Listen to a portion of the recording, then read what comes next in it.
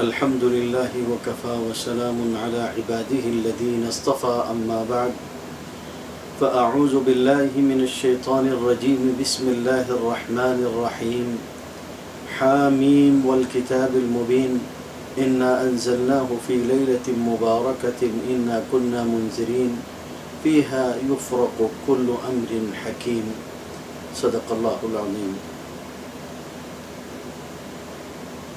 میرے وہ تمام ہی عزیز مسلمان بھائیوں اور بہنوں جو اس وقت اس تقریر کو دیکھ رہے ہیں، میں آپ سب کی خدمت میں سب سے پہلے سلامتی کا تحفہ یعنی سلام پیش کرتا ہوں۔ السلام علیکم ورحمۃ اللہ وبرکاتہ۔ اللہ کرے کہ آپ جہاں کہیں ہوں سلامتی کے ساتھ، عافیت کے ساتھ، خیر اور چین اور سکون کے ساتھ ہوں۔ اس وقت جن حالات کا سامنا مسلمان کر رہے ہیں، یہ حالات بہت نازک ہیں، اور نازک حالات میں مسلمانوں کی ذمہ داری یہ ہوتی ہے کہ وہ اللہ رب العزت کی طرف لو لگائیں۔ یوں تو پوری دنیا اس نازک وقت میں پریشان ہے، حیران ہے، وہ بھی جو اللہ کے ماننے والے بھی ہیں اور وہ بھی جو اللہ کے نہیں ماننے والے ہیں۔ ضرورت سب کو ہے کہ وہ اس کائنات کے بنانے والے کی طرف متوجہ ہوں اور اس کے حضور گڑ گڑائیں اور اللہ رب العزت سے عافیت اور خیر چاہیں۔ مسلمانوں کی یہ بڑی ذمہ داری ہے کہ مسلمان ان حالات میں رجوع الی اللہ کریں، اللہ کی طرف لوٹیں اور اللہ کی طرف توبہ اور انابت کے ساتھ لوٹیں۔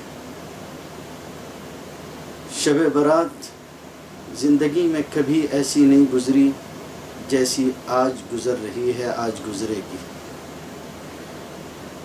کتنی شب برات آئیں خیر اور برکت کے ساتھ، عافیت اور راحت کے ساتھ۔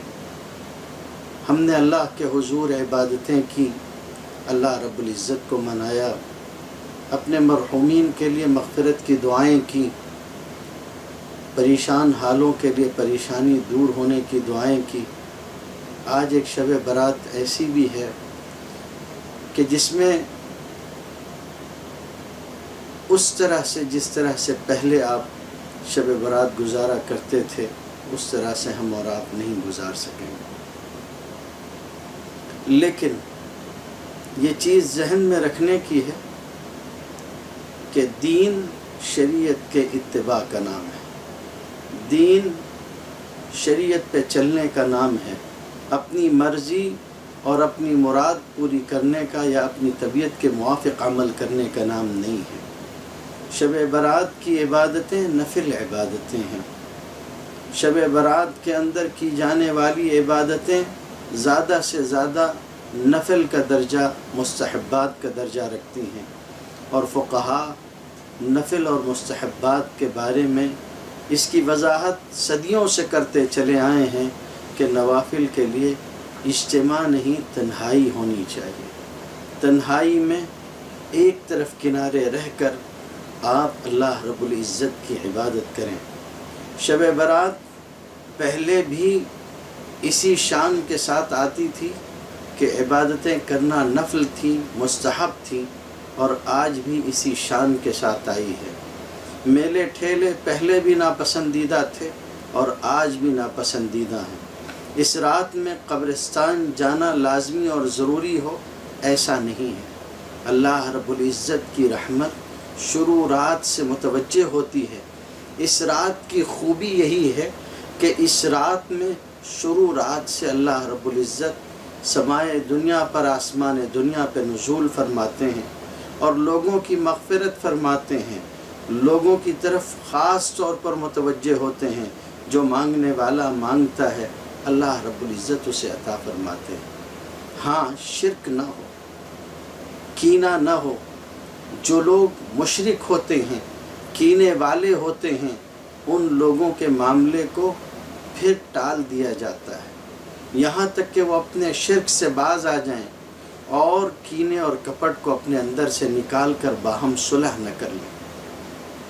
بہت بڑی تعداد میں اللہ رب العزت معاف فرماتے ہیں، اور اللہ کی معافی کے لیے آدمی کا مطاف میں ہونا، حرم شریف میں ہونا، مسجد میں ہونا، قبرستان میں ہونا ضروری نہیں ہے۔ ہاں، مصلی پر ہو، اللہ کے سامنے ہو، عبادت میں مشغول ہو، ہاتھ دعاؤں کے لیے اٹھے ہوں، پھر چاہے کہیں بھی ہو، چاہے اپنے گھر کا کونا ہو، چاہے اپنی جھوپڑی ہو، چاہے اپنا محل ہو، چاہے جو ہو، لیکن ہاتھ اللہ کے سامنے اٹھے ہوئے ہوں، تب یہ ضرور ہوتا ہے جیسا کہ قرآن مجید میں فرمایا گیا کہ وَإِذَا سَأَلَكَ عِبَادِي عَنِّي فَإِنِّي قَرِيب، جب آپ سے میرے بندے پوچھیں میرے بارے میں تو ان سے کہیے گا کہ میں ان سے قریب ہوں۔ اللہ رب العزت پہلے بھی جتنا قریب تھے اتنا قریب آج بھی۔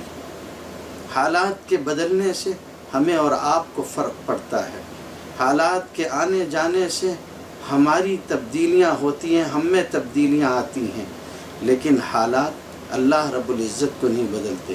نشیب و فراز سے اس کی خدائی اور اس کی قدرت پہ ایک ذرہ حرف نہیں آتا۔ وہ جیسا تھا ویسا ہے اور ویسا ہی رہے گا، ازل سے لے کر ابد تک اسے کوئی متاثر نہیں کر سکتا۔ اس لیے مایوس مت ہوئیے گا، اپنے گھر میں اللہ کو منانے کی کوشش کیجیے۔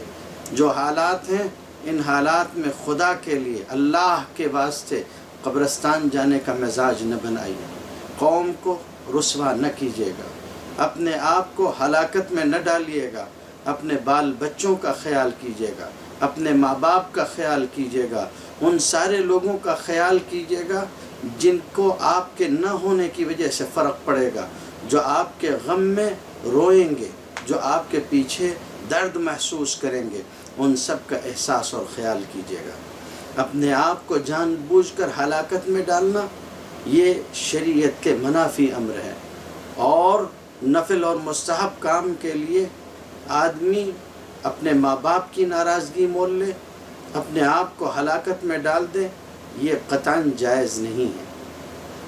حضرت مولانا مفتی محمد تقی عثمانی صاحب دامت برکاتہم اپنا واقعہ لکھتے ہیں کہ میں حج پر جانا چاہتا تھا، نفل حج تھا، 10 سال بعد پہلے حج کے بعد موقع مل رہا تھا، لیکن دوسری طرف والد صاحب کی طبیعت شدید خراب تھی، میری طبیعت مانتی نہیں تھی۔ ایک مرتبہ جانے کا خیال ہوتا اور ایک مرتبہ یہ احساس ہوتا کہ والد صاحب کی خدمت گزاری میرے لیے ضروری ہے۔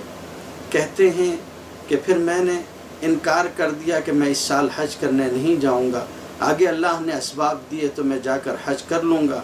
حضرت مولانا مفتی شفیع صاحب رحمۃ اللہ علیہ جو ان کے والد تھے، انہوں نے پوچھا کہ آپ حج پر جانے والے تھے، آپ نے حج کا ارادہ ملتوی کر دیا؟ تو انہوں نے کہا کہ جی ہمارا حج عمرہ تو یہی ہے، کیونکہ حج نفل تھا، اس لیے کہا کہ آپ کی خدمت ہی ہمارے لیے حج و عمرہ ہے۔ تب مفتی شفیع صاحب نے خوش ہو کے اپنے صاحبزادے کو کہا تھا کہ تم اتنی مرتبہ وہاں جاؤ گے اور اللہ اتنی توفیق تمہیں عطا فرمائے گا کہ لوگ رشک کریں گے۔ اس لیے اپنے پیچھے اپنے ماں باپ کا خیال کیجیے، اپنے آپ کا خیال کیجیے، اپنی آل اولاد کا خیال کیجیے۔ اس وقت اللہ رب العزت سے رو رو کر گڑ گڑا کر مانگنے کا موقع ہے، اور شب برات کے لیے بہت اہتمام ہونا چاہیے، خوب عبادت ہونی چاہیے۔ شب برات کے لیے میلے ٹھیلے نہیں ہونے چاہیے، شب برات کے لیے سڑکوں پر مٹر گشتی نہیں ہونی چاہیے۔ شب برات کا مطلب ہوتا ہے آزادی کی رات، یعنی جہنم سے آزادی کی رات، یعنی گناہوں سے آزادی کی رات، یعنی شیطان کے پھندے سے آزادی کی رات، یعنی وہ رات جس رات میں انسان اپنی سارے نقائص اور معائب کو چھوڑ کر، اپنی ساری برائیوں اور گناہوں کو چھوڑ کر اللہ کا راستہ اختیار کرے، خوبی اور کمال کا راستہ اختیار کرے۔ یہ شب برات کا پیغام ہے، نہ یہ کہ آدمی اپنے نفس کا بندہ بن جائے، اپنی خواہشوں کا غلام بن جائے۔ یقین مانیے قبرستان نہ جا کر بھی اگر آپ اپنے گھر سے دعا کر رہے ہیں تب بھی آپ کی دعا کا وہی اثر ہوگا۔ اس لیے برائے مہربانی آج قبرستان جانے کی کوشش نہ کیجیے گا۔ اسی کے ساتھ ساتھ یہ بات بھی عرض کرنی ہے کہ شب برات کے لیے عبادتوں کا اہتمام ہوتا رہا ہے اور ہونا چاہیے۔ آپ گھروں میں رہ کے خوب اہتمام کے ساتھ عبادت کریں، مگر یاد رکھیے اس رات کی فضیلت یہی تو ہے کہ اللہ رب العزت شروع رات سے سمائے دنیا پہ نزول فرماتے ہیں، اور تمام راتوں میں رات کے آخری حصے میں سمائے دنیا پہ نزول فرماتے ہیں۔ پھر وہی پکار جو یہاں شروع رات سے لگی کہ ہے کوئی مغفرت مانگنے والا، وہ پکار روزانہ ہر رات کو ہوتی ہے۔ افسوس ہم مسلمانوں پر ہے کہ ہم پوری رات جاگنے میں گزار دیتے ہیں، اور جب وہ آخری مرحلہ آتا ہے کہ جب کوئی مانگنے والا اللہ سے مانگے تو اللہ دینے کو تیار ہوتا ہے، اس موقع پر سب گھوڑے بیچ کے سو جاتے ہیں۔ یہ بہت بڑی خرابی کی بات ہے۔ یقین مانیے اگر آپ ہر رات اٹھتے ہیں اور آخر حصے میں اٹھتے ہیں اور تہجد کی نماز پڑھتے ہیں اور اللہ کے سامنے اپنا دامن پھیلاتے ہیں، تو آپ کی ہر رات شب برات ہے، اور آپ کے لیے ہر رات مغفرت کی رات ہے، ہر رات آزادی کی رات ہے، اور یہ صحیح حدیثوں سے ثابت ہے۔ میرے بھائیوں، نفل عبادت کے لیے مرے جانا، مستحبات کے لیے مرے جانا، فرائض اور واجبات کو ترک کر دینا، یہ عقل مندی نہیں، پرلے درجے کی بے وقوفی اور حماقت کی بات ہے۔ میری آپ سے درخواست ہے، جہاں آپ شب برات میں عبادتوں کا اہتمام کریں گے، وہیں اللہ سے یہ عہد بھی کریں کہ اب آپ فرض نمازوں کو ترک نہیں کریں گے، جو فرائض ہیں ان کو ادا کریں گے، جو واجبات ہیں انہیں پورا کریں گے، جو اللہ کا آپ پر حق ہے اسے ادا کریں گے، اور جو بندوں کے حقوق ہیں اسے ادا کریں گے۔ یاد رکھیے اللہ اپنا حق معاف کر دے گا، لیکن بندوں کا جو حق ہے وہ معاف نہیں ہوتا، چاہے آپ شب قدر میں جاگیں، چاہے شب برات میں جاگیں۔ کسی کا بہت پیارا جملہ ہے، کہنے والے نے کہا ہے کہ کعبے کے چکر لگانے سے، یعنی طواف کرنے سے، کعبے کے چکر لگانے سے لوگوں کو دیے ہوئے چکر ختم نہیں ہوتے، جن کا جو حق ہے وہ ادا کرنا ہوگا۔ شب برات، شب قدر کا جاگنا یہ اپنی جگہ ہے، گناہوں کی معافی اپنی جگہ ہے، مگر حقوق اپنی جگہ ہیں۔ ہم نے یہ دیکھا ہے کہ بعض لوگ وہ ہیں جن کا یہ حال ہے کہ وہ شب برات کا انتظار کرتے ہیں، پھر معافی نامے چلتے ہیں، مجھے معاف کر دیجئے، اور یہ عالم ہے کہ گھر میں کسی کی ماں سے بات بند ہے، کسی کی باپ سے بات بند ہے، کوئی بیوی سے روٹھا ہوا ہے، کوئی آل اولاد سے روٹھا ہوا ہے، اور ڈھکوسلے چل رہے ہیں واٹس ایپ کے اوپر، فیس بک کے اوپر، انسٹاگرام اور ٹویٹر کے اوپر، مجھے معاف کر دیجئے ورنہ آج اللہ مجھے معاف نہیں کرے گا۔ پہلے بندوں کے درمیان میں حقوق کا فرق سمجھیے۔ سب سے پہلے اللہ رب العزت نے فرمایا وَقَضَىٰ رَبُّكَ أَلَّا تَعْبُدُوا إِلَّا إِيَّاهُ وَبِالْوَالِدَيْنِ إِحْسَانًا، کہ اللہ نے یہ فیصلہ کیا ہے کہ وہ شرک کو معاف نہیں کرے گا، اور شرک کے ساتھ کسی کو جینے کی اجازت نہیں ہے۔ تیرے رب کا فیصلہ یہ ہے کہ لوگ اللہ رب العزت کے ساتھ کسی کو شریک نہ کریں۔ وَقَضَىٰ رَبُّكَ أَلَّا تَعْبُدُوا إِلَّا إِيَّاهُ، اللہ کے سوا کسی کی عبادت نہ کی جائے۔ وَبِالْوَالِدَيْنِ إِحْسَانًا، اور والدین کے ساتھ حسن سلوک کیا جائے، والدین کے ساتھ حسن سلوک کیا جائے۔ لوگ دوستوں کو منانے میں لگے ہوئے ہیں، یاروں کو منانے میں لگے ہوئے ہیں، شب برات آ رہی ہے، آپ مجھے معاف نہیں کریں گے تو مجھے معافی نہیں ملے گی۔ اللہ رب العزت سب سے پہلے اپنی بات فرماتے ہیں، اور اپنے بعد ماں باپ کی بات ارشاد فرماتے ہیں۔ اس لیے یہ بھی یاد ہوگا آپ کو، آپ نے علماء سے سنا ہوگا کہ زکوٰۃ رشتہ داروں کو دی جائے تو دوہرا اجر ہوتا ہے۔ وہ رشتہ دار جنہیں دی جا سکتی ہے، ماں باپ کو، بال بچوں کو نہیں دی جا سکتی، لیکن وہ رشتہ دار جو واقعی رشتہ دار ہیں اور جنہیں زکوٰۃ دی جا سکتی ہے، انہیں اگر زکوٰۃ و صدقات دیے جائیں تو اس کا دوہرا اجر ہوتا ہے، اس کا دوہرا اجر ہوتا ہے۔ تو معلوم یہ ہوا کہ پہلے رشتہ دار، اور رشتہ داروں میں بھی الاقرب فالاقرب، اس لیے سب کے حقوق ادا کریں، بندوں کے، بندیوں کے، ماں باپ کے، بال بچوں کے، بچوں اور بچیوں کے، بیوی کے، سب کے حقوق ادا کریں۔ اور ایسا کیوں ہو کہ ہمیں شب برات کی ضرورت ہو اور ہم لوگوں سے کہیں کہ ہمیں معاف کر دو؟ ہم اپنی زندگی اس طرح سے گزاریں کہ کسی کے اوپر بار اور بوجھ نہ ہو۔ دنیا میں آئے تھے، سب مسکرا رہے تھے، خوش تھے، سب اس پر خوش تھے کہ ایک بچہ دنیا میں آیا ہے، کسی کا بھتیجا، کسی کا بیٹا، کسی کی بیٹی، کسی کی بھتیجی، کسی کی پوتی، کسی کی نواسی، کسی کا پوتا، اس طرح آنے والے کے اوپر سبھی خوش تھے، دادا بھی، دادی بھی، نانا نانی، ماں باپ، بھائی بہن خوش تھے آپ کے دنیا میں وجود پانے پر۔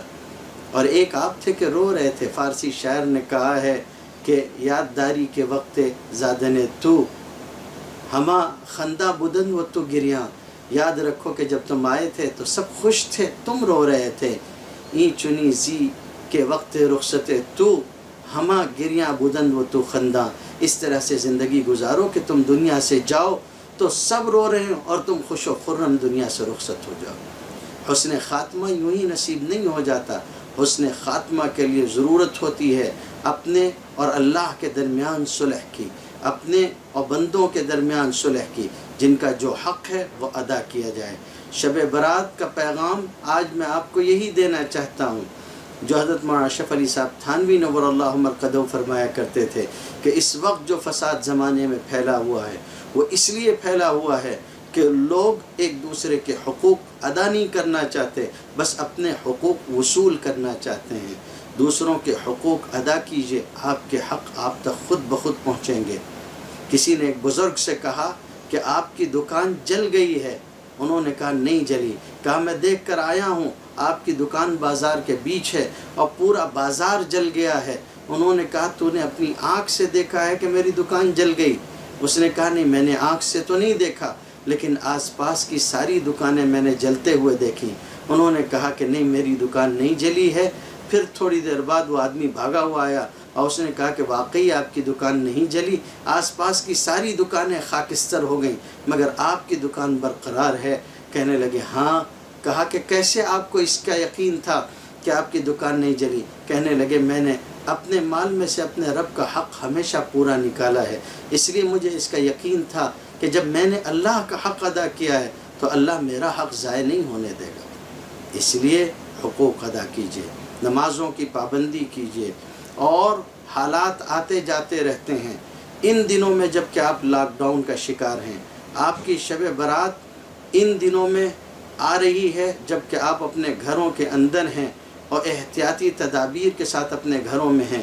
ان دنوں میں دل چھوٹا مت کیجئے، یاد کیجئے سیدنا محمد رسول اللہ صلی اللہ علیہ وسلم کو۔ نہ انٹرنیٹ تھا، نہ وقت گزاری کے سامان تھے، نہ اس طرح سے پیٹ بھر کے کھانا تھا جیسا کہ ہم میں سے بہت سے لوگوں کے پاس ہے، اور نہ اس طرح کی بے فکری اور فارغ البالی تھی۔ وہاں 3 سال تک ایک گھاٹی کا محصور ہونا تھا۔ آپ صلی اللہ علیہ وسلم کو گھاٹی میں محصور کر دیا گیا، یہاں تک کہ درختوں کے پتے کھانے کی نوبت آ گئی۔ چھوٹے چھوٹے بچے بھوک سے بلبلاتے تھے، کھلا بائیکاٹ کیا گیا تھا، کوئی چیز کسی کو خرید و فروخت کی اجازت نہیں تھی۔ یاد کیجئے 3 سال کس طرح سے سیدنا محمد رسول اللہ صلی اللہ علیہ وسلم نے گزارے ہوں گے۔ ہم بھی ان کے امتی ہیں۔ صبر ضبط کے ساتھ ثابت قدم رہیے اور شریعت کے موافق چلیے، من مرضی مت کیجئے، شریعت کے مطابق چلیے۔ رب چاہی زندگی گزاریے، من چاہی زندگی نہ گزاریے۔ اس وقت جو اللہ کی مرضی ہے اسی میں راضی ہو جائیے۔ نبی کریم صلی اللہ علیہ وسلم نے فرمایا وَرْضَ بِمَا قَسَمَ اللَّهُ لَكَ تَكُنْ أَغْنَى النَّاسِ، اس چیز سے راضی ہو جا جو اللہ نے تیرے لیے رکھ دی ہے، تو دنیا کا سب سے مالدار ترین آدمی ہوگا۔ ذہنی اعتبار سے بھی بندہ، قلبی اعتبار سے بھی بندہ سب سے مالدار ہوگا، اس لیے کہ کہا تو یہی گیا کہ الغنى غنى النفس، مالداری تو دل کی مالداری ہے۔ یاد رکھیے ان دنوں میں چین اور سکون اسی راستے سے ملے گا جس راستے سے عام دنوں میں ملا کرتا تھا۔ دن کوئی بھی ہوں، نشیب کے ہوں یا فراز کے ہوں، سرد ہوں یا گرم ہوں، ہر حال میں یہ یاد رکھیے اللہ کے اصول نہیں بدلتے، اور اللہ کا اصول یہ ہے الا بذکر اللہ تطمئن القلوب، دلوں کو آرام ملے گا تو اللہ کے ذکر سے زیادہ قرآن مجید کی تلاوت کریں، زیادہ سے زیادہ اللہ کو یاد کریں، جہاں تک ہو سکے نوافل پڑھیں، فرائض کی پابندی کریں۔ اس رات کی کوئی عبادت خاص نہیں ہے، جو عبادت آپ کر سکیں نشاط کے ساتھ اس عبادت میں مشغول ہوں، اپنے دوستوں سے اپنے ساتھیوں سے معذرت کر لیں۔ اور میری اس وقت درخواست ہے ذمہ داران سے جو جن کے ماتحت لوگ ہیں، بال بچے ہوں، بھائی بہن ہوں، چاہے جو ہوں، میں ان سے درخواست کرتا ہوں کہ وہ اپنے گھروں میں پابندی کا ماحول بنائیں اور لوگوں کو کہہ دیں کہ آج کی رات ہرگز باہر نہیں جانا ہے، اور ہم سب اس وقت جس پابندی سے گزر رہے ہیں اس پابندی کو آپ کو بھی برابر نبھانا ہے۔ اپنے گھروں کے دروازے بند کر لیجئے اور اللہ رب العزت کی طرف متوجہ ہو جائیے۔ خدا کی رحمت کو بند دروازے نہیں روکتے، خدا کی رحمت کو گھروں میں ہونا نہیں روکتا۔ ضروری نہیں ہے کہ سڑکوں پہ ہوں، قبرستانوں میں ہوں تو اللہ کی رحمت اترے گی۔ اللہ کی رحمت شیب ابی طالب میں اترتی رہی، اللہ کی رحمت موسیٰ علیہ السلام کے ساتھ صحرائے سینا میں تھی، اللہ کی رحمت یونس علیہ السلام کے ساتھ مچھلی کے پیٹ میں تھی، وہی رحمت آپ کے ساتھ بھی ہوگی۔ آپ اللہ کی طرف توجہ کریں، انابت اللہ اور رجوع اختیار کریں، صدقہ اور خیرات کریں۔ اس رات میں خاص طور سے ان لوگوں کا خیال کریں جن لوگوں کے پاس پورا پیٹ کھانے کے لیے کھانا نہیں ہے، جن کے پاس اسباب نہیں ہیں، جو فاقے کی راہ سے گزر رہے ہیں، جو ذریعے اس لاک ڈاؤن میں ان کی امداد کے ہو سکتے ہیں، ان ذریعوں کو اختیار کیجیے۔ جو حضرات ان تک ریلیف پہنچانے کا کام کر رہے ہیں، ان کے کھانے پینے کا بندوبست کر رہے ہیں، جو آپ ان کی مدد کر سکیں ضرور کریں۔ میری آخری بات جو مجھے آپ سے عرض کرنی ہے وہ یہ ہے کہ حالات اس وقت نازک ہیں، لیکن مایوس مت ہوئیے۔ بیماریاں آتی ہیں جاتی ہیں، وبائیں آتی ہیں اور جاتی ہیں، اس سے پہلے بھی وبائیں آئی ہیں اور سینکڑوں بار آئی ہیں۔ دنیا کئی مرتبہ بڑی تعداد میں ہلاکتوں کا منہ دیکھ چکی ہے، لیکن یہ یاد رکھیے کہ جب بیماریاں آئیں تو شریعت یہ کہتی ہے کہ تدبیر اختیار کرو، احتیاط اختیار کرو، علاج اختیار کرو۔ نبی کریم صلی اللہ علیہ وسلم نے تدبیر بھی اختیار کی ہے، علاج بھی اختیار کیا، آپ نے احتیاط بھی فرمائی ہے، اور ساری چیزیں شریعت میں موجود ہیں۔ جس کو دیکھنا ہو نبی کریم صلی اللہ علیہ وسلم کی سنت اور شریعت میں دیکھ سکتا ہے۔ اس لیے میری درخواست ہے کہ آپ اس میں خود اپنے طور پر کوئی فتویٰ نہ دیں، اپنے طور پر کوئی شرعی مسئلہ کسی کو نہ بتائیں۔ نبی کریم صلی اللہ علیہ وسلم بیمار پڑے، آپ نے دو طبیب سے مشورہ کیا اور علاج فرمایا۔ اس لیے علاج بھی سنت نبوی ہے اور توکل اور بھروسے کے خلاف نہیں ہے، اور اسی طرح احتیاط خود توکل اور بھروسے اور اعتماد کی ہی ایک راہ ہے، بلکہ اس کا ابتدائی سرا اور اس کا پہلا زینہ ہے۔ اس لیے ہم سب کو اللہ کے نبی صلی اللہ علیہ وسلم کے شریعت کے مطابق، آپ کی شریعت کے موافق اور آپ کی سنت کے مطابق زندگی گزارنے کی کوشش کرنا چاہیے۔ میں امید کرتا ہوں کہ آپ دل چھوٹا نہیں کریں گے، بلکہ جو خدا کی مرضی ہے اسی میں راضی رہیں گے۔ کسی بزرگ سے کسی نے کہا کہ آج کل کیسی گزر رہی ہے، تو انہوں نے کہا چونکہ آج کل سب کچھ میری مرضی سے ہوتا ہے اس لیے میں بہت خوش ہوں۔ وہ فوراً ٹھٹک گیا کہ یہ مقام تو نبیوں تک کو نہیں ملا، تو یہ ہمارے شیخ کو کیسے مل سکتا ہے۔ ادب کے ساتھ اس نے عرض کیا کہ حضرت یہ کیسے ہو سکتا ہے کہ فیصلے آپ کی مرضی سے ہوں، فیصلے تو اللہ کی مرضی سے ہوا کرتے ہیں۔ انہوں نے کہا یہ میں بھی جانتا ہوں کہ فیصلے میری مرضی سے نہیں ہوتے، اللہ کی مرضی سے ہوتے ہیں، مگر میں نے اپنی مرضی کو اللہ کی مرضی میں فنا کر دیا۔ اب جو اللہ کی مرضی ہے وہی میری مرضی ہے، اس لیے اب جو وہ فرماتے ہیں وہی میری مرضی ہو جاتی ہے۔ اس لیے میں خوش ہوں، چاہے جیسے حالات آتے ہیں میں خوش ہوں۔ ان حالات میں اللہ سے عافیت مانگے گا، شفا اور خیر مانگے گا۔ اللہ نے آپ کو محفوظ رکھا ہے، آپ کو اپنی نعمتوں اور دولتوں سے نوازا ہے، تو آپ کو چاہیے کہ بندوں میں تقسیم کریں۔ عافیت جو اللہ نے آپ کو دی ہے اس پہ شکر ادا کریں، جو پیٹ بھر کھانا اللہ نے دیا ہے اس پر اللہ تعالیٰ کا شکر ادا کریں۔ نمازیں پڑھیں، شکر کی نمازیں، صلاۃ الحاجات پڑھیں، صلاۃ التوبہ پڑھیں، اور اللہ کے سامنے صلاۃ التسبیح پڑھیں، اور ان ساری نمازوں کے ذریعے سے اللہ کو منانے اور راضی کرنے کی کوشش کریں۔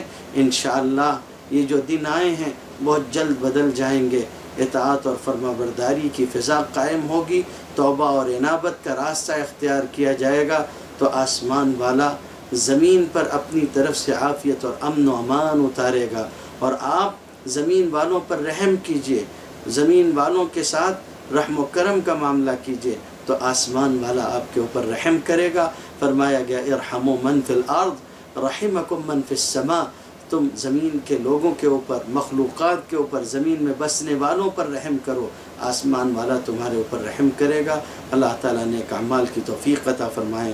وآخر دعوانا الحمد للہ رب العالمین۔